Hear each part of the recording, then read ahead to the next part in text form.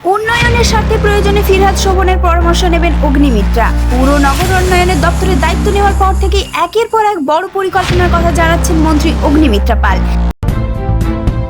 নমস্কার বন্ধুরা, আপনারা দেখছেন voice of Bankura, presented by Rosy beauty salon and academy, যেখানে সৌন্দর্যের মিলন আভিজাত্যের সঙ্গে।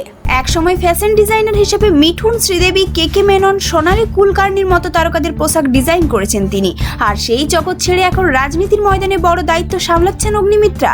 সম্প্রতি সাংবাদিক সুমন তেওয়ারির সঙ্গে একান্ত সাক্ষাৎকারে একাধিক বিষয়ে মুখ খুলেছেন তিনি। পূর্বসূরি ফিরহাদ হাকিমের প্রশংসা প্রসঙ্গে অগ্নিমিত্রা বলেন, কয়েক মাস আগেও ফিরহাদ তাকে দলবদলের প্রস্তাব দিতেন, এখন তিনিই তার কাজের প্রশংসা করছেন। শুধু ফিরহাদ হাকিম নন, কলকাতার প্রাক্তন মেয়র শোভন চট্টোপাধ্যায়ের পরামর্শও নিতে আপত্তি নেই বলে জানিয়েছেন অগ্নিমিত্রা।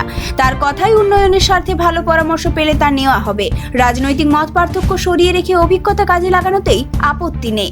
পুরমন্ত্রী হিসেবে তার সবচেয়ে বড় লক্ষ্য কি?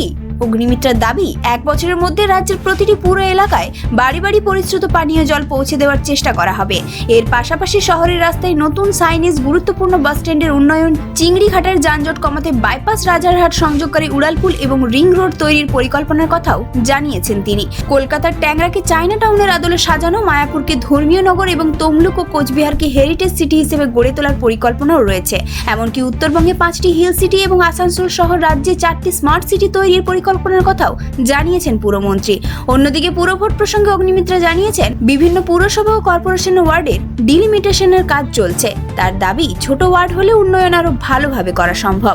বিরোধীদের প্রসঙ্গে বামেদের তীব্র আক্রমণ করে অগ্নিমিত্রার দাবি, এতদিন বামেরা তৃণমূলের বি টিমের মতো কাজ করেছে, এখন তৃণমূল শেষ হয়ে যাওয়ায় তারা আন্দোলনে নামছে। আর অভয়া কাণ্ডের বিচার প্রসঙ্গে অগ্নিমিত্রা পালের দাবি, অভয়া এখনো সঠিক বিচার পাননি, তবে তদন্ত শুরুর আগে প্রমাণ লোপাটের অভিযোগ তুলে সিবিআইকে পুরোপুরি দোষ দিতে চাননি তিনি।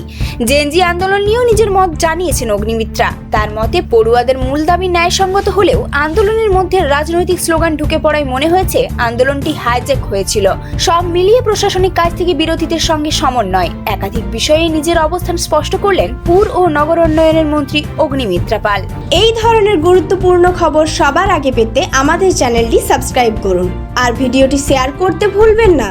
আপনার মতামত কমেন্টে জানান আর লাইক শেয়ার করে ভয়েস অফ বাঁকুড়ার পাশে থাকুন।